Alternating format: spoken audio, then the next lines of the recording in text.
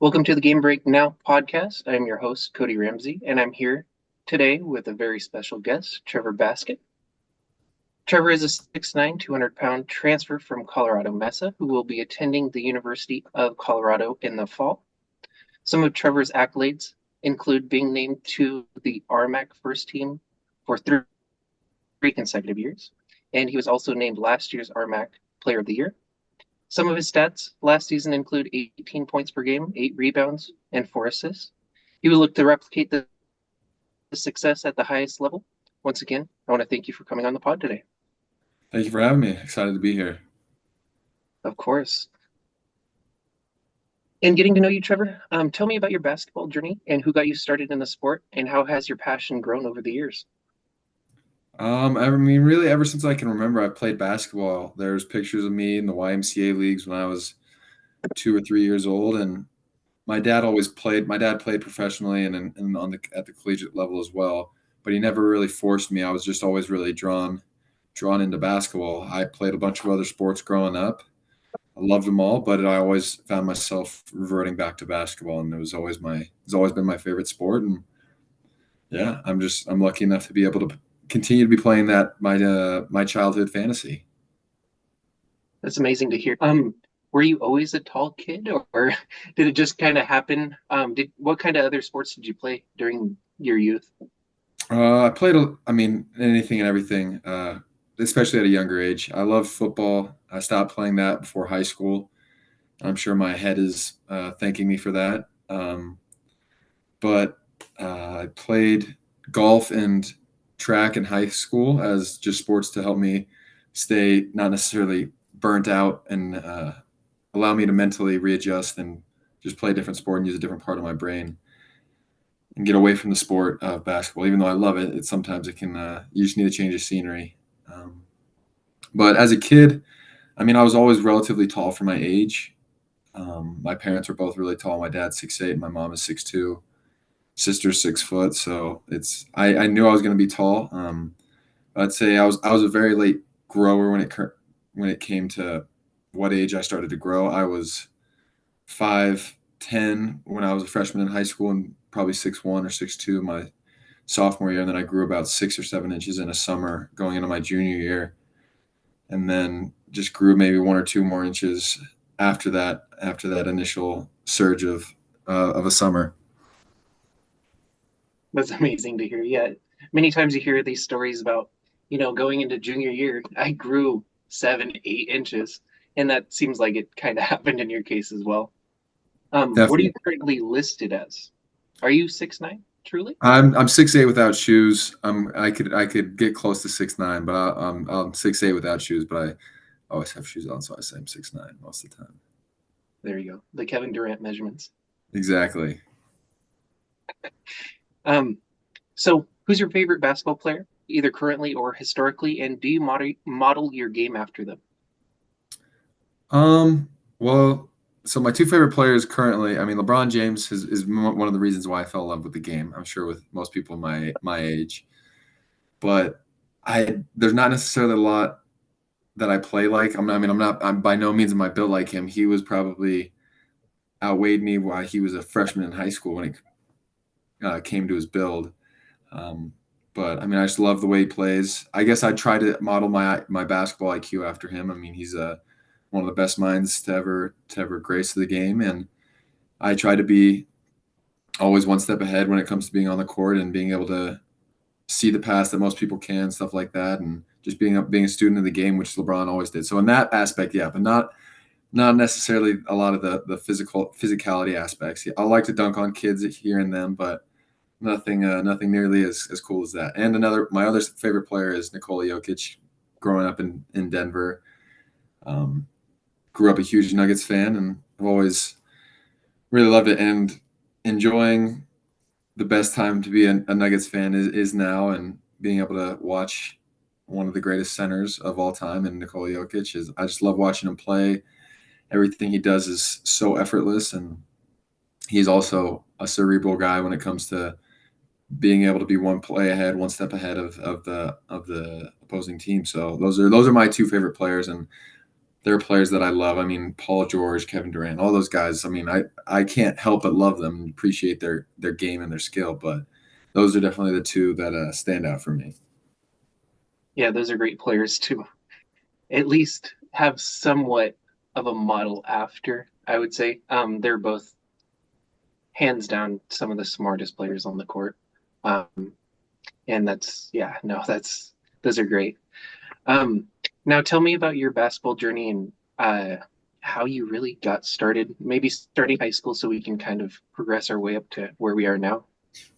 Yeah, so I mean, high school, I grew up playing with the same group of guys. I played AAU for a couple different clubs, but just always I was a little scrawny. I was a little annoying kid who learned how to play guard when I was at a smaller player, and really my dad kind of emphasized that because he was a very good post player, but he knew that if I learned guard skills at a younger age, that it would translate no matter what. I mean, he was thrown in the post because that's what it was in the 80s and 90s. Was if you're tall, you got to play the post, and he knew that the game was changing. So I tried my best to develop as much guard skills as possible, and that really consistently improved. And then I'd say my junior and senior year was like obviously I grew into my junior year, and then senior going into my senior year, I really played for a great club in Colorado Hawks and tried to make that jump. They were an Adidas program, but they were Under Armour when I was with them, and it opened my eyes to what basketball is like outside of my pretty suburban town in Arvada, Colorado. There's a lot more talent in the rest of the country than in just my hometown. So it it was definitely a learning experience, and it was really frustrating, but it gave me a place to understand where I needed to get better. And then before my senior year started, the schools that kind of reached out to me, or the Division I schools, all kind of were just like, yeah, we're good. Like maybe we have a walk on spot for you, maybe this, maybe that, but they all kind of really just separated themselves. And then Coach DeGeorge, who is now at Cal Poly now, and is doing a great job. He had always been recruiting me, and I'd always been very interested because that's actually where my dad went, and my sister went to college there. So I knew all the redeeming qualities that university had and the great support that they get. And I went on my visit, and I loved it, and it had everything that I needed to offer. And I committed, I think, the next day or something. So before my senior year, I got to have the relief of not having to worry about where I'm going to play next year, and um, played phenomenally my senior year. Had a great senior year, and then really got at the Mesa, and was definitely a learning curve again as well. But had 4 very very successful years at Mesa, and I wouldn't trade my college experience for the world. I was really wondering because you are from kind of a bubble in Colorado. You don't hear many people coming out of Colorado. So I was wondering what led you to enrolling at Colorado Mesa, and you kind of highlighted that there. Um, was it more so just the entire environment? How far is that college away from your actual hometown? It's about 3 hours. I'd say it's halfway in between Denver and Salt Lake City, in a town called Grand Junction, which is a really growing city. Honestly, the university keeps getting bigger and bigger. It's probably got a chance to people are starting to find out about how cool of a town it is, and there's peach orchards and vineyards and outdoor stuff. So it's really like it's Candyland when it comes to everything Colorado has to offer. When there's ski resorts or outdoors, and it's close to a lot of things, which is awesome. Um, but yeah, so about 3 hour drive. Okay. Yeah, so that may have factored just a little bit. Did the coaching staff kind of persuade you in that direction of kind of attending right after high school? Or was it more so a family impact?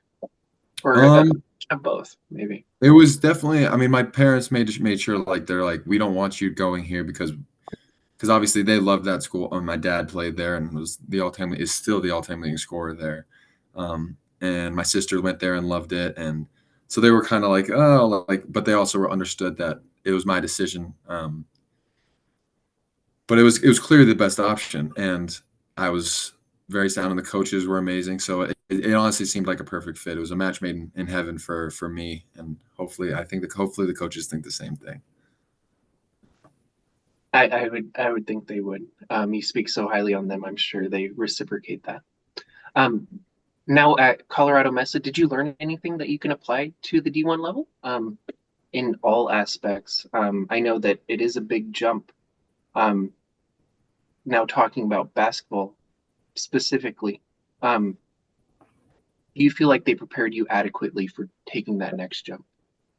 Definitely. I mean, part of their their core values is that they need you to work hard. I mean, that's obviously everyone talks about, oh, you got to be a gym rat, you got to be that. But I mean, it's really just putting in the work when no one was watching. I mean, I had to understand that, and they had to watch it. It's like people in Grand Junction, Colorado, were going to love you, but other than that, no one else is going to know who the hell you are. So it just, so just that approach of just getting a little bit better each day, and I mean, really just enjoying the process of it. I mean, they're a very supportive and energetic coaching staff that always encouraged you and always had the utmost belief in you, which is any player's dream, honestly. I mean, I always hear horror stories sometimes of coaches or stuff like that, and I just thought how spoiled I was to be able to have a coach in a school that embraced just being who you were, and luckily for me, it worked out. That's amazing to hear. So you spent 4 years at Colorado Mesa, including one redshirt season. So you actually have one season left on your eligibility. What led you to make that decision to switch and transfer to the University of Colorado for your senior season? So the thing is that I technically never redshirted, but they used the redshirt year technically as the COVID year. So I was only at Mesa for 4 years. So I didn't technically redshirt. So if I wanted to, I still could redshirt. I don't know if I'll ever need to use that, but um, sorry, what was the question again? I totally spaced. You're I still. perfectly fine. You're perfectly fine. What led you to make that jump to D1 for the University of Colorado?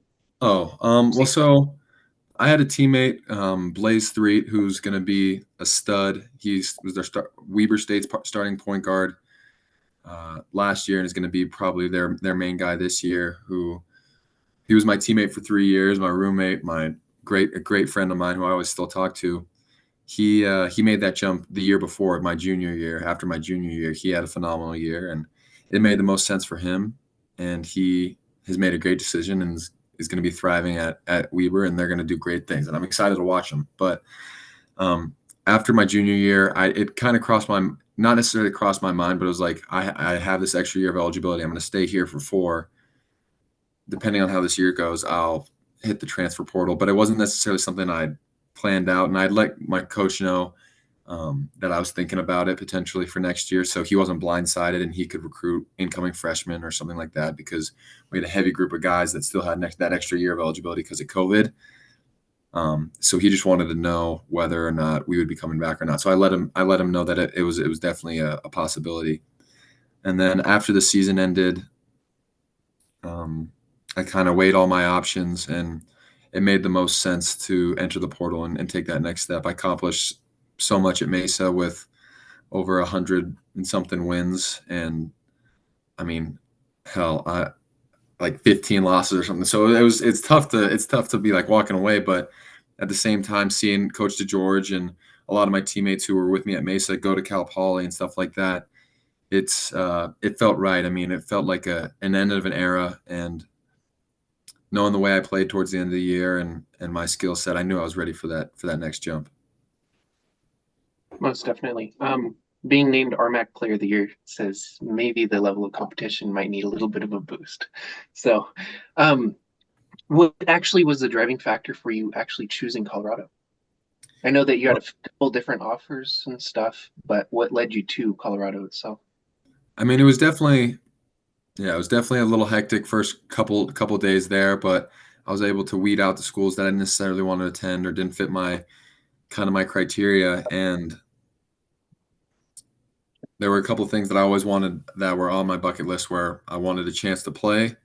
I wanted a chance to play in March Madness because it's always been a dream of mine to play in March Madness. And I wanted to go to a school that has shown potential to bring players to the NBA draft, and have had history of bringing players in to overperform. And it just so happened that the school that was 35 minutes from my house was there, and Coach Roan and Coach Boyle and the entire coaching staff there made me feel really welcomed. And I mean, they kind of speaks for themselves. They had 3 draft picks this year. They run an amazing offense that's up tempo that plays to my play style because I love to get out and transition. And they have a phenomenal strength and conditioning staff with Steve, who is one of the best strength coaches that I've ever experienced, and I've already put on about 10 pounds of muscle because of him. So, and you get to compete at the highest level. I mean, it doesn't get much better than Big 12 basketball and the Maui Invitational. So, I think I would have had to been. It was very tough to pass up for sure. And I knew a lot of the players. I mean, 3 players getting drafted, and then a lot of their big role minute guys transferred to other schools and are doing great things over there. So I knew there was that opportunity to play as well. And there were other schools that were very appealing as well, and like Colorado State and Utah and Loyola Chicago, Florida. There's a lot of different schools that had a lot of appeal as well, but sometimes one was missing one location or one criteria, and CU just checked all those boxes. That's amazing. Yeah, no, it seems like a match made in heaven there. I'm not gonna lie. Um, Yeah. you will be stepping into a position to play series minutes next season. And with the departure of talented forwards at Colorado, I mean, we're looking at Tristan DeSilva making that leap last season. You can consider Cody Williams somewhat of a forward guard. Yeah. Interesting. How has that transition been to that D1 level, and have you found any differences so far? I know Um, that you were saying that you had actually went to Boulder through the summer, correct? yeah. So we had workouts this 8 weeks of workouts for the team where we were able to practice for 4 hours a week and be in the weight room for 4 hours a week. So I gotta kind of get my acquainted, and it was really nice being. That's something that's different than the D2s. The D2 you're not allowed to practice over the summer, but D1 you are. So this whole summer was really just trying to adjust and try to get a grasp of what the game like and what some of the differences are. And those differences were skill wise, it's pretty similar. I mean, there are guys. I mean, there are great basketball players all over. But the biggest differences I would say is in terms of size and physicality. Instead of a guard being 5'11" or 6 foot in the RMAC and Division II, they're 6'3" now and a little stronger and a little quicker.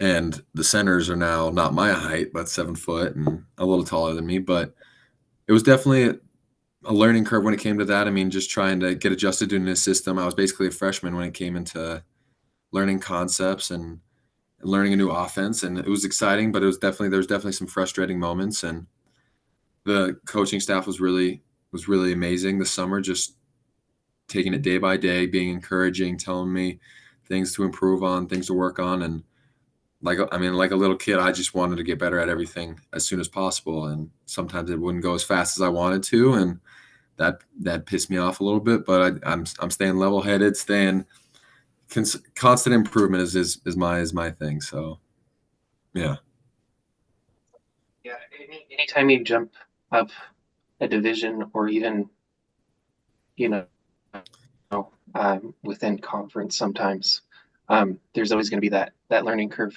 especially coming in as considerably a freshman senior-ish. yeah, yeah. Learning that new offense is going to take some time to get acclimated and stuff, but I think you're going to do amazing this season. Appreciate it. What propelled you to take your game to the next level? And was there specifically a moment where you're like, oh, I'm really taking it to the next level here? I mean, there was times in games in last year where I was like, yeah, this is it's a little easier than I remember it being, but definitely now. I mean, there's just so many parts of my game that I've been trying to improve and hone in on. So, uh, and it's always nice playing against maybe a couple average Joes here in a pro am or something like that, and just getting a reminder that you're better than the average basketball player, which is always fun. But there's so many parts of my game that I've been trying to grow and develop, and really just prove myself and prove to everyone that I can do it, those things. Most definitely. No, it's a great success story. Anytime somebody comes from that D2 level and makes that jump, I'm always so happy for them because a lot of these D2 players don't get recognized until it's too late. So I'm so happy that you're able to showcase what you're really doing at a high level now. Definitely, yeah. Some D2 guys are putting us on the map. Joel Scott, who was at CSU last year, who kicked my ass for 3 years in college and was a phenomenal player and did awesome things at CSU. So those guys before me, obviously Derek White, similar story in terms of that, but um, yeah, just Division II guys showing, and Jalen Wells, who was at Washington State. There's so many Division II guys that have shown that we don't mess around, like they don't mess around at the Division II level. Just because there's not as many eyes and not as many medias, that there are some legit hoopers, and I will always be an advocate for Division II basketball. And just because people don't necessarily know about it, they don't know how good it is until you go and watch a game. Exactly. That's my sentiment exactly. Yeah. What do you consider your greatest strength on the basketball court? I like to think there's a lot, but I'd say two of my biggest strengths would definitely be my versatility, being able to guard a lot of different positions. I mean, last year I was the 5 and learned how to guard players bigger than me using my length and just balance and leverage and stuff like that, and being quick enough to guard guards. So I think my versatility is definitely one, but I'd also say my basketball IQ. I think I'm a really cerebral player. I know where to be on the floor. I'm a very good cutter. That's another one I'd say I'm good at. But in terms of like on ball, like having the ball, love getting in transition. I mean, I think it's the most fun to play. Everyone loves it because everyone gets to touch the ball, and um, but I'd say that's my biggest strength with the ball in my hands. Other than that, I can do a lot of things though. Yeah, I can already see some Sports Center clip with you taking in transition and throwing down a major dunk. There's Yeah, some highlight reels on YouTube if you haven't checked them out. They're amazing. He's hammering down dunks on people. So if you haven't checked it out on YouTube, Trevor Baskin, um, you'll see some amazing stuff and more to come from Colorado this season. In what areas do you feel like you need to improve, and what steps are you taking to work on them? Um, so shooting was something that I took a big jump in last year. I was never a very consistent shooter my first 3 years, and I worked with my assistant coach at Mesa, Coach Kyle Boucher, and he really helped me out with a lot of my shooting things and caveats. But I still there's still a lot of room and improvement for myself there. Being just more inconsistent. I want to be as good a shooters as possible. I mean, if you can shoot the ball, you can be on the floor, and it opens up spacing and lanes for others. And uh, yeah, so I think that's definitely one of my biggest kind of circled on my improvement board, as well as like developing like a mid range game and having that as like a jab for my game, and me keeping people honest rather than just being a rim and 3-point threat. I mean, just being able to have that in your arsenal is definitely important. And then I mean, just really just being a better defender, being a better rebounder. I mean, just creating better habits to be able to be on the court. Because I mean, coaches always tell yourself like, do the things that people don't necessarily want to do, and you'll always find your way on the court if you can do those things. So if you can defend, you can rebound, everything else will take care of itself. And I know that's kind of what I'm trying to focus in on the, when practice starts up, is being as locked in on the little things as possible, because those are the things that really instill trust with the coaches and give them faith to keep you in the game. As you were saying, the little things do add up in the game of basketball. And you being a cerebral player, I mean, you're taking mental notes of that already. So nothing but success is coming your way. Appreciate it. People are starting to take notice to your name. I've seen it on multiple media platforms. I've seen your highlights. Moving with fluidity at your size is something to be desired. And you have a pretty nice shooting stroke. Have you noticed that more people are becoming known to your name? I mean, a little, yeah. I mean, a little bit. I mean, when you go to a bigger school or something like that, that more people are gonna start to realize who you are and stuff like that. And I mean, it's not gonna change the way I act or anything like that. Like it's cool being recognized and stuff like that. It's all very different being recognized on a little bit of a bigger scale, but it's still you got to keep your feet on the ground. You can't get your head in the clouds too much because you have one tough game and you might be rock bottom. So you got to try to stay as you can't have you got to try to stay as consistent as possible in my eyes. You can't have the good days without having the bad days. So that's what I try to stay as humble as possible, but it is definitely exciting and to see some of my hard work come to fruition, but it's not necessarily the end goal that I want yet. That's amazing to hear. Incredibly humble. I want to thank you so much for coming on the pod today and taking the time to speak with us to tell your story. Um, you'll see a lot from Trevor coming up this season at Colorado. Would be more than happy to have you back on to see how everything's going and how you're adjusting. Trevor, where can they find you on social media? My Instagram is Trevor J Baskin, and my Twitter handle is Trevor Baskin 22.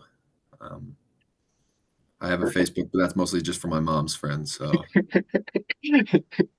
that's that's kind of the going rate for Facebook nowadays. So, yeah, um, if you haven't followed Trevor, go ahead and give him a follow. Um, Once again, I want to thank you for coming on the pod. appreciate it. Thank you for having me.